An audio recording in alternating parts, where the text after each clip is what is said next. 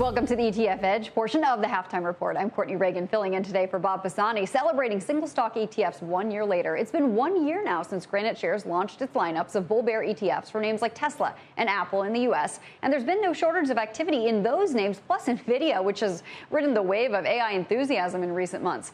But other single stock plays haven't seen nearly as much action. Why is that? Let's ask Ryan, founder and CEO of Granite Shares, and Dave Nottig. He is the financial futurist at Verify. Will, your first single stock ETFs arose in the U.S. in August of last year, including your long Tesla ETF, followed later by that long NVIDIA ETF we mentioned. So give us an update. How have they been received by investors? And why have some maybe not fared as well as these heavy-hitting tech names? Well, Courtney, I think that in terms of the overall platform, we have seen a lot of interest in these particular names.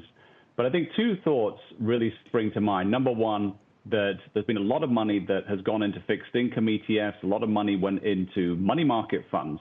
And so there is money sitting on the sidelines that hasn't been deployed fully into the market, which is affecting equity ETFs just more broadly. And single stocks are in that pack.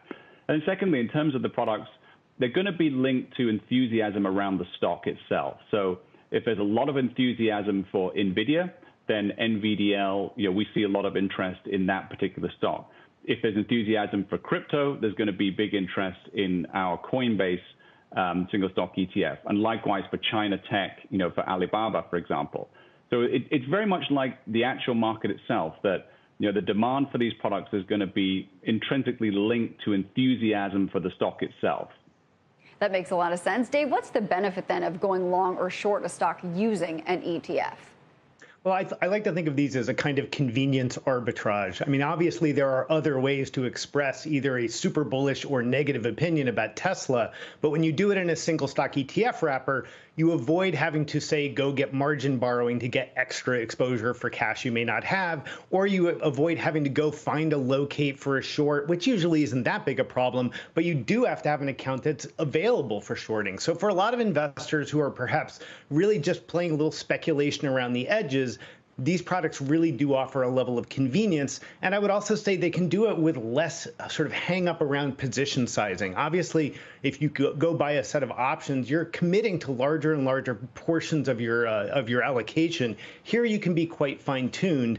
And I think also importantly, these are trading vehicles. You would not expect hundreds of billions of dollars of assets to flow in. These magnificent seven, if you will, those top stocks that people really want to trade, that's where these are going to always make the most sense. Well, Ryan, Dave Nottig, thank you very much. We'll have plenty more on single stock ETFs, plus gold, Bitcoin, and the big inflation picture. That's all ahead at 1:10 p.m. Eastern, only on etfedge.cnbc.com. Scott, I'm going to send it back over to you. I appreciate that, Courtney.